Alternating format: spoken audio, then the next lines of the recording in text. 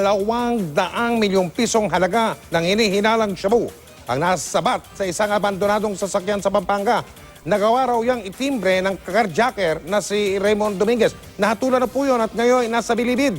Nakatutok si Marie Sumali. Pagbukas ng Pampanga Police sa trunk ng kotseng ito, tumambad ang isang bag. Yung pong mga ano po, hindi kasama, doon po muna. Ang laman, mga foil na paketeng may puting powder sa loob. 8, 9, 10 po, 10. 10, mga more or less 10 kilos po. Hinihinalang shabu ang nakuha sa loob ng inabandonang sasakyan sa barangay San Vicente, Apalit, Pampanga. Ayon sa Pampanga Police, nagkakahalaga ng 200 milyong piso ang umunoy shabu at natunugan mula sa isang kakaibang informante. Bali itong ating nagbigay ng information na to, who is an inmate. Pero sabihin ko na siguro, no? Si Raymond Dominguez. Si Raymond Dominguez.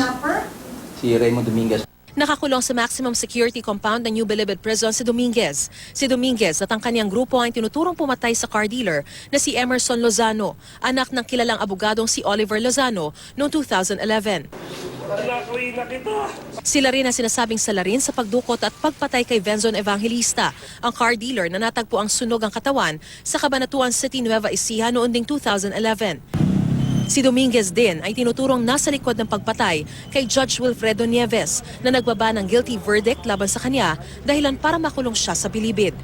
Ang ama ni Evangelista na si Boy Evangelista ng Volunteers Against Crime and Corruption nagtataka raw kung paano nakapag-tip si Dominguez sa Pampanga Police. Bakit itong isang inmate na kabuka ni Raymond Dominguez, nakakausap niya yung PD ng Pampanga at nabibigyan niya ng information. Nilinaw naman ni Recomono na hindi niya kilala si Dominguez at ipinarating lamang sa kanilang impormasyon sa pamamagitan ng isang kaibigan.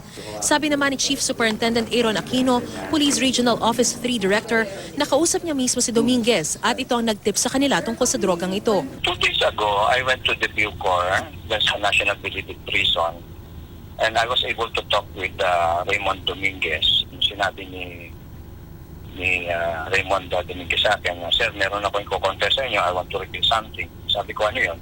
"Sir, I want to surrender 10 kilos of shabu." Ayon daw kay Dominguez, pagmamayari ng kapwa preso sa bilibid na si Wang Kuo Kwai ang aabot sa 35 kilos ng droga na ipinabebenta sa kanya. Naibenta daw niya ang 15 kilo. Ang 10 kilo rito ay nailabas na di umano ng mga Ninja Cup mula NCRPO at ang naiwang 10 kilo na nais niyang isuko sa pulisya. Kinuna na ng affidavit ng pulisya si Dominguez kaugnay sa nalalaman niya sa operasyon ng droga sa bilibid at kung paano ito naibebenta sa labas ng preso. Kapalit naman ito ay pinagkaloob ang kanyang hiling na ilipat sa ibang selda dahil sa banta umano sa kanyang buhay. Ayon naman kay Bucor Chief Rolando Asuncion, dinala sa NBP Hospital ngayong araw si Dominguez matapos tumaas ang blood pressure nito. Mariz Umali, nakatutok, 24 oras.